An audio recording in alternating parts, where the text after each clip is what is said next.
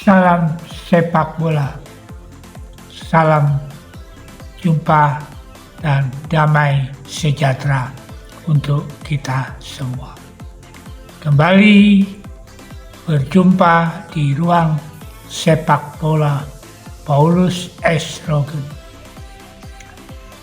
Timnas Indonesia kembali akan bermain di laga kedua kejuaraan Piala Asia AFC Grup D yang akan dilakukan pada hari Jumat 19 Januari di Stadion Abdullah bin Khalifa Doha, dan lawan yang dihadapi adalah musuh bebuyutan Vietnam dan Indonesia berada satu grup bersama-sama dengan Jepang dan Irak. Duel Vietnam dengan Indonesia sangat krusial bagi kedua tim untuk menjaga peluang untuk lolos ke babak 16 besar. Duel ini menjadi satu-satunya peluang terbesar bagi timnas Indonesia maupun Vietnam meraih kemenangan. Dari head to head, Vietnam masih menang atas timnas Indonesia. Dari 5 kali pertemuan, Vietnam menang 3 kali.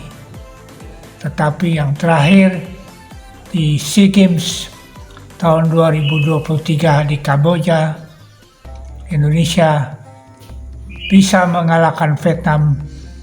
Pelatih Vietnam asal Prancis, Philippe Troussel, sungguh sangat mewaspadai timnas Indonesia karena dari pengalamannya dia mendapat pada waktu SEA Games.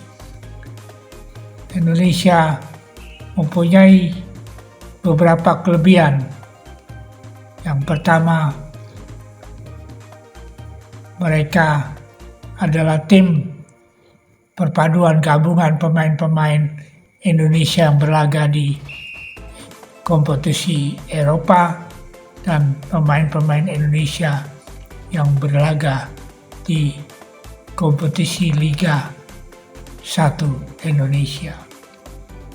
Timnas Indonesia yang diracik oleh coach asal Korea Selatan Shin Tae-yong step by step mengalami kemajuan, walaupun akhir-akhir ini mereka dikalahkan khususnya dalam Pra-Piala Dunia 2026 yang juga satu grup dengan Vietnam. Dengan sebagian pemain yang mengalami cedera, Vietnam tentu saja melakukan antisipasi melawan Indonesia, dan seluruh pemain ofisial menonton pertandingan antara Indonesia melawan Irak. Dan mereka mewaspadai saat ini Indonesia tidak dianggap enteng lagi seperti yang lalu-lalu. Seperti diketahui, Vietnam menggabungkan pemain-pemain muda U23 yang sebelumnya hanya melengkapi sesi latihan karena pemain-pemain senior seperti goalkeeper Dang Van Lang 30 tahun mengalami cedera, dan juga beberapa pemain kunci Vietnam pada penampilan melawan Jepang. Pemain-pemain muda tersebut bisa meladeni, akhirnya dikalahkan oleh Jepang 4-2. Philippe Troussel juga mewaspadai dari pengalamannya di SEA Games 2023 di mana rata-rata pemain Indonesia tingginya boleh dikatakan melebihi pemain-pemain di Asia Tenggara, dan mereka memanfaatkan throw-in khususnya dari back Pratama Arhan sehingga terjadi 2 gol di waktu semifinal di SEA Games. Dan tentu saja kelebihan dari pemain-pemain Indonesia sekarang ini adalah mereka dengan semangat juang dan tidak kenal menyerah dan selalu melakukan yang terbaik untuk timnya.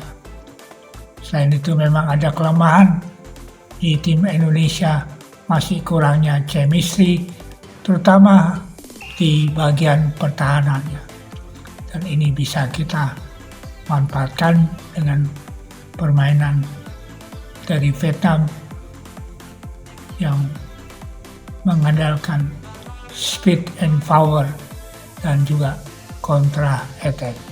Pemain Hanoi FC Xuan Man cukup percaya diri Vietnam bisa mengalahkan Indonesia. Ia mengatakan para pemain Vietnam sudah tahu kelemahan timnas Indonesia. Saya rasa kelebihan timnas Indonesia terletak pada semangat juang yang sangat tinggi dan tidak takut melakukan benturan, ucap Xuan Man dikutip dari Soha, salah satu media di Vietnam. Namun melihat pertandingan terakhir, saya menyadari Indonesia memiliki celah di antara lini belakang dan tengah. Kami akan menganalisis dan memanfaatkan hal itu, ujar Xuan Man. Sebaliknya, timnas Indonesia harus mewaspadai jika ingin menang melawan Vietnam. Seperti diketahui ketika melawan Jepang, Vietnam bisa menciptakan gol berasal dari set piece. Hal itu menunjukkan bahwa mereka memaksimalkan kesempatan dari bola mati. Skot Garuda Indonesia yang kebobolan 3 gol dari open play saat melawan Irak patut mengantisipasi bola-bola mati Vietnam. Selain itu, para pemain timnas Indonesia juga harus menimbulkan segala bentuk pelanggaran di area permainan sendiri. Vietnam tidak dominan dalam penguasaan bola saat menghadapi Jepang. Dari kondisi tersebut, Do Hung Dung dan kawan-kawan tidak terlihat panik menghadapi serangan-serangan Jepang. Sementara saat sedang menguasai bola, Vietnam juga terlihat tetap tenang saat ditekan Jepang. Ketenangan Vietnam, baik saat menguasai bola atau ketika kehilangan bola, patut diperhatikan Coach Shin Tae-yong untuk memperhatikan hal ini. Dari penguasaan bola yang minim, terlihat kecepatan, speed and power pemain-pemain Vietnam dalam melakukan serangan counter attack. Vietnam berupaya memaksimalkan kecepatan beberapa individu dalam menyerang pertahanan lawan. Sementara dalam beberapa kesempatan, pemain-pemain bertahan Indonesia terlihat kewalahan saat menghadapi pergerakan cepat permainan Irak. Bahkan di tengah mereka ketinggalan seperti Jordi Amat, Rizky Ridho, dan lain-lainnya. Koordinasi pertahanan yang tepat patut diterapkan untuk menghadang serangan balik Vietnam demi menghindari masuk ke gawang Indonesia.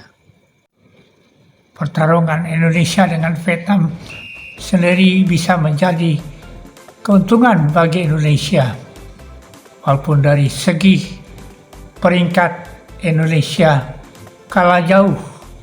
Indonesia ada di posisi FIFA 146, sedangkan Vietnam di peringkat 94. Namun dari level kekuatan kedua tim dianggap setara dan nantinya terjadi pertarungan duel yang sangat seru. Laga Indonesia dan Vietnam ini adalah peluang terbaik bagi skuad Garuda untuk merebut poin penuh. Vietnam juga punya pola pikir yang sama dengan Indonesia. Duel lawan Indonesia adalah kesempatan terbaik bagi Vietnam memperbesar peluang lolos ke fase berikutnya. Vietnam dan Indonesia saat ini belum mengantongi poin. Vietnam kalah 2-4 dari Jepang dan Indonesia laga pertamanya juga kalah dari Irak 1-3. Untuk itu, mari kita lihat pembuktian antara Indonesia dan Vietnam, siapa yang lebih unggul. Saya tetap memprediksi bahwa timnas Indonesia bisa mengalahkan Vietnam saat ini. Inilah kesempatan terbaik untuk timnas Indonesia dengan Coach Sintayong menunjukkan bahwa timnas Indonesia jangan dianggap remeh dan saat ini boleh dikatakan akan melaju ke tingkat permainan di tingkat Asia khususnya. Semoga timnas Indonesia bisa membuktikannya dan bisa meraih kemenangan yang pertama di grup D di Piala Asia tahun 2023. Kita harus dukung dan doakan timnas Indonesia. Bravo! Terima kasih. God bless. Tuhan memberkati kita semua. Amin.